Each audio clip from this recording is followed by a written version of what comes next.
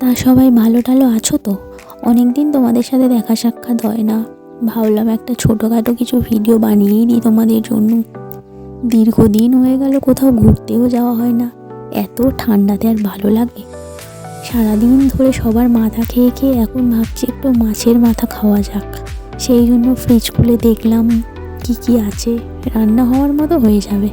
তো একটু রান্না করতে বসলাম মাছের মাথা, তোমাদেরকেও দেখালাম। দেখো এরম করে রান্না করে ভালো লাগবে খেতে। যারা মাছ খেতে পছন্দ করো না, অন্যের মাথা খেতে পছন্দ করো, তাদের জন্য এটা মাছের মাথার রেসিপি।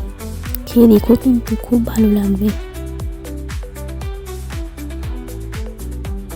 জানি আমার তরকারিটা একটু সাদা দেখতে হয়ে গিয়েছিল।